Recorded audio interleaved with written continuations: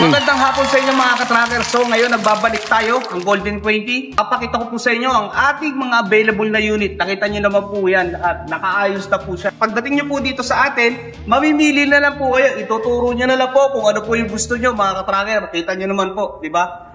Mas maganda po kasi mamili kapag ang unit nakaayos, di ba po? Di ba? Punta nyo po dito. Pumili po kayo dyan, pa-i-start po natin yan, pasasamahan po kayo ng ating Golden 20 Certified ka-tracker na si Carlo Villanueva. Yan po, pakita ko po sa inyo. Ito po available natin, Giga type siya, na 2 wipers, 6 stud, reaper band, 20 feet po ito mga ka-tracker, di ba? Yan, pakita ko po sa inyo. Ito rin po, 2 wiper, 4HK1, 21 feet po ito, na 6 stud. Yan po. At this one, mga ka-tracker, kung gusto nyo po medyo mahaba-haba at malaki-laki, malapad, mas maraming mailalagay, ito po yun. 3 wipers na wide body na F-series, mga ka-tracker. Modelo po ito. Yan, available po yan. Mga reaper ba na yan? 3 po yan. Ang pagpipilian nyo, mga ka-tracker, so meron tayong Giga at meron po tayong F-series. At nakikita nyo po, dyan po sa likod, nakikita nyo po, may pagpipilian din po kayong 3 unit mga ka-tracker. 3 unit. Pagpipilian niya po. 3 wipers po ito lahat. Lahat po ito ay 6 stud. At ang mga makina po nito is a 6HK1 mga ka-tracker. 32 feet. Isuzu forward close band. 32 feet po lahat yan. Tamang-tama po yan sa mga furnishing company like mga sofa, bed. Dito po yan mga ka-tracker. Dito nyo lang po makikita yan sa atin dito sa Golden 20. Tayo lang po karamihan nagpapa-import nyan dito sa Pilipinas. Yan. Meron din po tayong wing band mga ka-tracker. Yan. Nakita nyo po, wing band po ito, 3 wipers, 20 feet wing band. 3 wipers. F-series po siya. 6 stud po ito mga ka-trackers. Ang makina po nito is 6HK1 mga ka-tracker. So meron din po tayong 2 wipers mga ka-tracker. 2 wipers po ito. 6 stud. 6HK1. 20 feet. Yan po. Magandang unit din po ito. Kung gusto nyo po medyo makitin, ito po yun. Ang pagkakaiba niya, 2 wipers and then 3 wipers. 2 wipers po, medyo narrow lang po yung kanyang body. At pareho lang naman po yung kanyang haba, isa 20 feet. Pero magkakatalo na po yan sa laman po sa loob, sa lapan. At pakita ko po sa inyo, yan, meron na tayong core.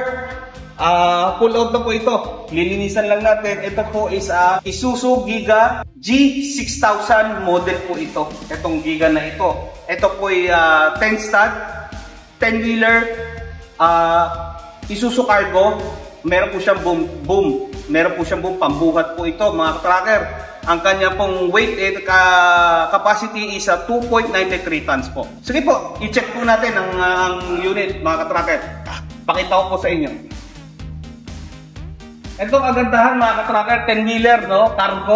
Cargo po siya, tapos high sidings na po ito. Yan. Ang sukat po nito is 2 media po. Yan. Tapos ang kagandahan dito po is meron po siyang boom. Yan, kung may bubuhatin po kayo, yan, wala pong problema. At siya po ang magbubuhat para sa inyo. Meron po tayong Tadano crane, mga ka-tracker. Tadano crane yan. Tatandaan po ninyo, Tadano crane, Japan po yan. Yan. Ito po, isa na po ito. Nakita nyo po is Isuzu G7000 model 10-wheeler. Flatbed po siya na uno medya lang po yung kanyang sidings. Ito po, uno medya. Yan, mababa lang po siya. Yan. Maganda po ito mga ka-tracker. 10-wheeler po ito at modelo po ang ulo nito. Nakita nyo, as is pa po ito mga ka-tracker. Yan. 10 stud po. G7000 model mga ka-tracker. Ang engine po nito is 6 UZ1. Wala po siyang AdBlue mga ka-tracker. Ito po. Wala po siyang AdBlue. At meron din tayo dito sa kabila na unit. Ito po ay G6000 model, Pro Edition, full chrome po siya. 10-wheeler din po ito. Aluminum sidings. Yan, kita nyo po, aluminum sidings siya mga ka-tracker, di ba? Yan. Aluminum siding, 1.5 ang taas po nito compared dito sa kabila. Ito po is mababa. Yan. Ito po mataas po ng konti. Yung isa po, 2 media, mas mataas po yun. Yan. Meron po siyang kagandahan ng isa meron siyang aluminum, stainless. Yan. Makakapal pa po ang gulong nito, mga ka-trackers. Kung 10-wheeler na to, na drop side na to. Kita nyo pa po. Hindi pa po ito ganong gamit sa Japan. Yan. Talagang kikita nyo po ang unit natin dito sa sariwang-sariwa. Yan, dito po ang Golden 20 nagbibigay po sa inyo ng mga dekalidad po na unit na truck. Ayan po. Ito rin po, kita nyo.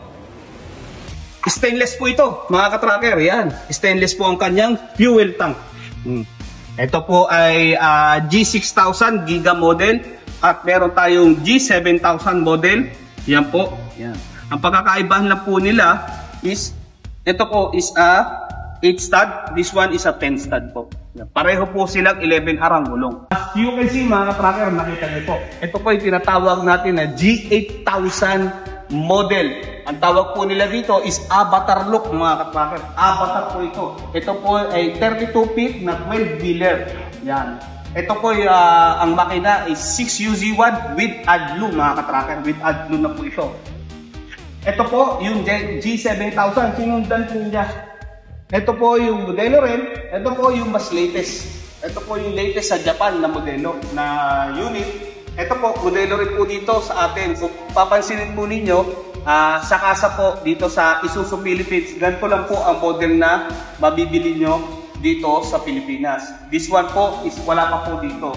Meron po nito, meron po kasi dalawa po ito. Meron po itong mga ganitong China. China po siya na brand new. Yan. Ito po is a 12-wheeler, 32 feet, 6UZ1. Wala naman po siyang AdBlue, mga ka-tracker. Wala po itong AdBlue. Ang cowl niya po is G7000, Giga type. Yan. Ito po, Giga type G6000 model, mga ka-tracker. 10-wheeler po ito, 32 feet. Yan, nakita nyo. Chrome edition po siya. Ang engine niya po is 6UZ1. Wala rin po siyang AdBlue, mga ka-tracker. At nakita nyo po, bubble top po ang bubong niyan. Yan.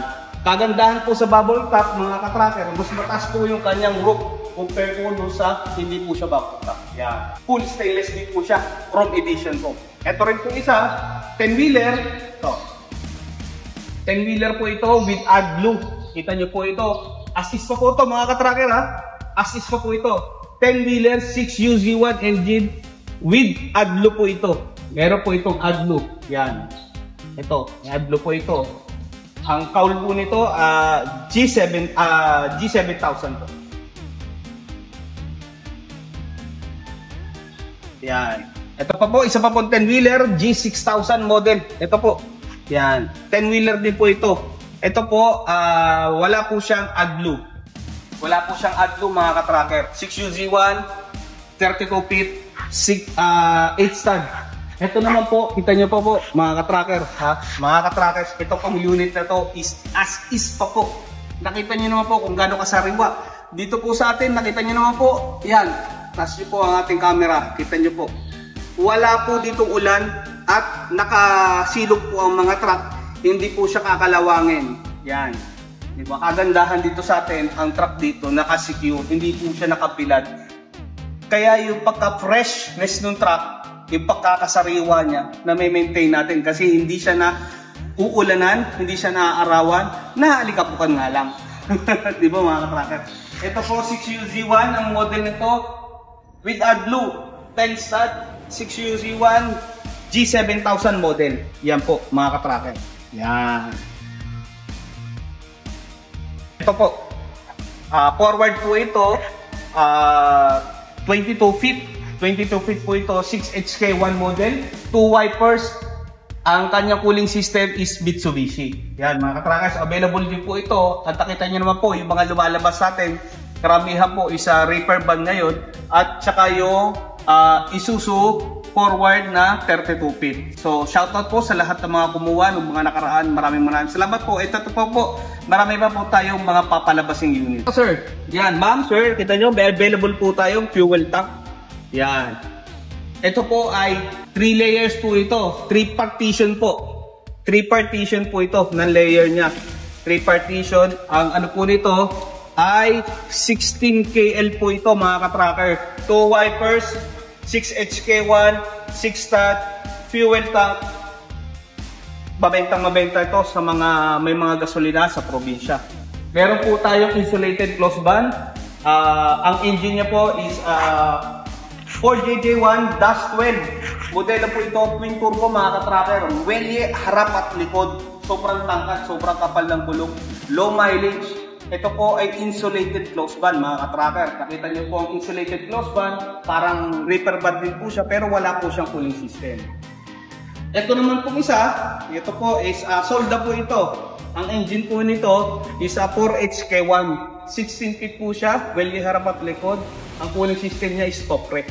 So maganda po ang ano rin ito, makina is 4HK1. Pero pareho na po sila ng horsepower niyan. Itong 4JJ1 na twin turbo at itong 4HK1.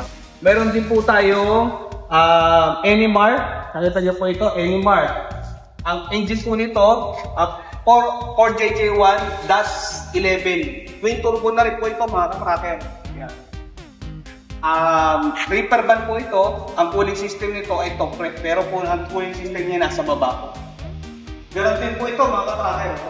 Isa na to. Yan. Ang cooling system niya mga ka-tracker po nasa baba. Yan. Kung gusto nyo po, kung may mga gusto dyan ng insulated reaper van dito po sa atin. Dito nyo lang po yan matatagpuan sa Golden 20 closed van. Ito, ang haba nito mga ka-tracker is 16 feet. Yan. 5 stud, 4JJ1-12 twin turbo rin po ito. Nakita nyo po ito, nasa yard pa natin, kulay blue po ito, may stripe. Ito po yung merong, ano po siya sa loob? Roller. Yan po. Conveyor po. Ito po, meron dito po tayo ng mababa. Yan, meron din po tayo mas makababa na 6 stud, may harap at likod. Ito pong isa na to, meron po itong power lifter. Yan. Kita nyo mga ka-tracker, no? Yan. Kita nyo po kung gaano karami ang ating available unit. Yan. Available po yan. Yung iba po, malapit akong lumabas. Kapag po isa na yun, malapit ako siyang lumabas. Nagpapasalamat ako sa lahat ng tumututok dito sa ating YouTube channel at saka sa Facebook channel natin. Maraming salamat po. Yun nga po lagi ko sinasabi sa inyo, quality are top priority dito sa Golden 20. Mga ka-tracker, baka kayo na po ang siguro na may-ari ng truck dito sa amin sa Golden 20. Tatandaan niyo po, si Boss J, hindi po mahirap kausap. Dito, ang tawad sa personal na po. Dito po, pag-usapan po natin kung ano po ang kailangan nyo. Maraming salamat at dito po tayo nagtatapos mga ka-tracker at bibigyan ko po ngayon at napakasariwang mga unit na dekalidad. Maraming salamat mga ka-tracker. Please like, subscribe, and share itong mga videos natin sa mga shoutouts sa abroad, sa mga viewers natin from South America, North America, yan, hanggang sa mga Australia, sa Dubai, sa Japan, sa Middle East, sa Kuwait, sa Saudi. Maraming salamat po. And then sa lahat po nagpa-purchase dito sa Pilipinas, Luzon, Visayas, Mindanao, hindi na po tayo nagkikita-kita. Direkta na po kayong tumatawag sa amin at pinipurchase nyo po ang truck. Bank transaction po dito sa atin. Yun po, papadala na lang din po natin ang unit nyo sa lugar po nyo. Maraming salamat sa tiwala at sa mga susunod pang mga video. Antabi lang po kayo. Maraming salamat.